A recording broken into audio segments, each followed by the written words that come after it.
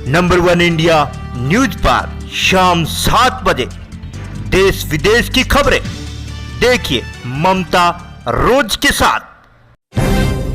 नमस्कार, स्वागत है आपका नंबर 1 इंडिया न्यूज में। मैं हूं आपके साथ ममता रोज। आइए देखते हैं आज की कुछ अहम खबरें।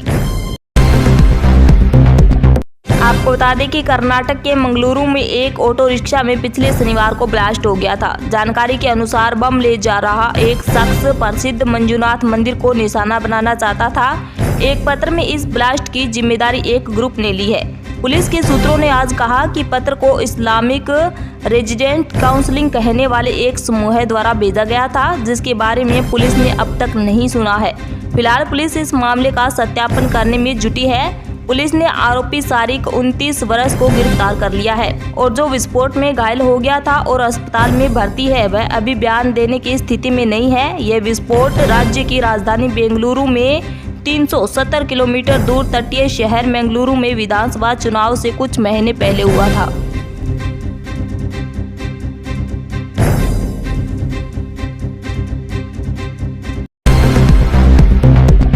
दिल्ली में नगर निगम के चुनाव बेहद नजदीक आ चुके हैं। ऐसे में तमाम पार्टियां चुनाव प्रचार में पुरजोर ताकत लगा रही है। आज दिल्ली नगर निगम चुनाव में केंद्रीय मंत्री धर्मेंद्र प्रधान और अनुराग ठाकुर की सभा है। साथ ही यूपी के विवादास्पद विधायक नंद किशोर गुर्जर की 4 सभाएं हैं।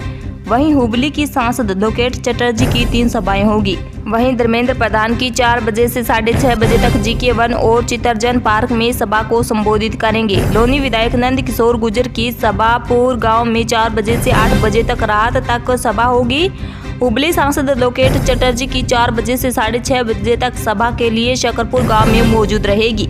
वहीं कैलाश विजयवर्गीय 12:30 बजे से 4 बजे तक होलंबी कला गांव में सभा के लिए मौजूद रहेंगे। अनिल जैन की सभा 12 बजे से पश्चिम बिहार में होगी और साथ ही मदन कौशिक बिहार के पूर्व प्रदेश अध्यक्ष उत्तराखंड की सभा के लिए 12 बजे से रोहिणी में रहेंगे। वहीं हर्षवर्धन सांसद की सभा 4 बजे से शालीमार गार्डन, प्रवेश वर्मा की सभा 11 बजे से केशवपुर, बिहार के पूर्व मंत्री प्रेम कुमार की सभा 11 बजे से श्रीरामपुर और वार्ड विजेश मिश्रा बिहार पूर्व मंत्री की सभा 11 बजे, बल सभा डेरी महेश वर्मा सांसद की सभा 11 बजे से पांडव नगर।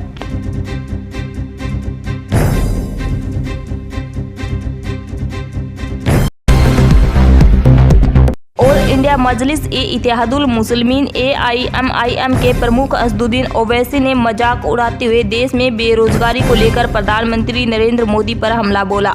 उन्होंने कहा कि वह एक होटल में एक युवक से मिले जिसने अपने जीवन की स्थिति को समझाने के लिए एक मजाक का इस्तेमाल किया। उन्होंने मंगलवार को एक रैली में कहा कि एक शख्स ने मुझे कहा, मैं जिस लड़की से शादी करना चाहता हूं, उसने मुझे आकर कहा कि आपकी सरकारी नौकरी कब लगेगी, पापा लड़का ढूंढ रहे हैं। ओवैसी के अनुसार उस व्यक्ति ने अपने प्रेमिका से कहा कि मोदी सरकार पर भरोसा मत करो, तुम शादी कर लो।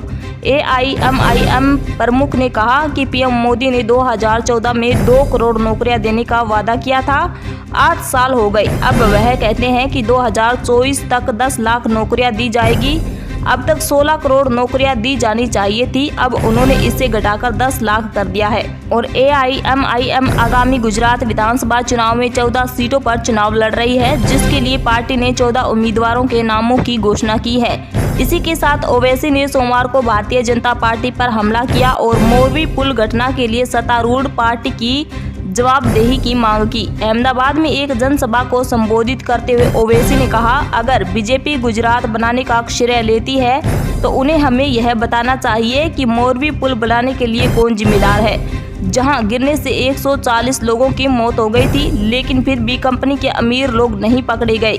पीएम मोदी, आप अमीर लोगों से क्यों प्यार करते हैं? वहीं आपको बता दें कि मोरबी की घटना इस महीने की शुरुआत में राज्य में चुनाव की घोषणा के कुछ हफ्ते पहले हुई थी, जिससे राज्य में सत्तारूढ़ भाजपा के लिए एक राजनीतिक झटका लगने की अटकलें शुरू हो गई थी।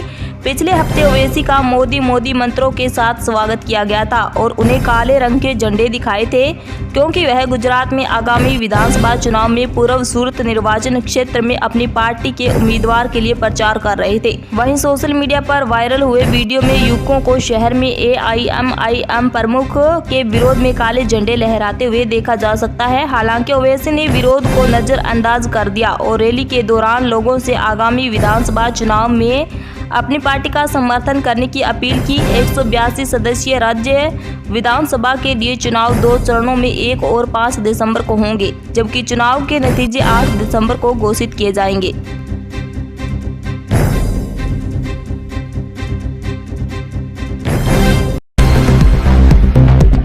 आपको बता दें कि राष्ट्रीय राजधानी में सरदा हत्याकांड के बाद उत्तर प्रदेश के सीतापुर में एक और ऐसा ही मामला सामने आया है, जहां एक महिला के शव को काटकर दूर स्थान पर फेंक दिया गया।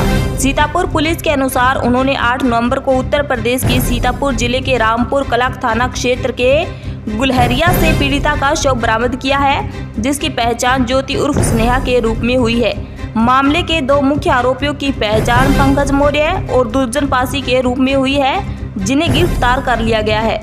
और पुलिस के बयान के अनुसार महिला के शव सीतापुर के थाना रामपुर कला क्षेत्र के गुलहरिया से बरामद किए गए हैं। महिला एक आरोपी पंकज मौर्य की पत्नी है। सीतापुर पुलिस ने अपने बयान में खुलासा किया है कि आरोपी पंकज मौर्य ने पुलिस के सामने कबूल किया है कि उसने अपने एक साथी के साथ मिलकर अपनी पत्नी की हत्या की है। आरोपी ने पुलिस को दिए बयान में बताया कि महिला ज्योति उर्फ स्नेहा नियमित रूप से नशा करती थी। आरोपी पंकज ने कहा कि वह कई दिनों तक किसी के घर रहती थी, जिसके कारण उनके रिश्ते में खटास आ गई थी। और वहीं अपने बयान में सीतापुर पुलिस ने बताया कि पंकज मौर्य के रूप में पहचाने गए आरोपी ने ज्योति को खत्म करने का फैसला किया, जिसके साथ उसकी शादी को 10 साल हो गए थे, क्योंकि उसे संदेह था कि वह उसे धोखा दे रही है। सीतापुर पुलिस ने अपने बयान में कहा कि पंकज के दोस्त को भी अपराध में मदद करने के आरोप में गिरफ्तार किया गया है। पुलिस के बयान में कहा गया है कि Uttar Pradesh police special weapons and tactics स्वाट और रामपुर पुलिस के संयुक्त प्रयास से सफल निगरानी के बाद आरोपियों को गिरफ्तार किया गया है।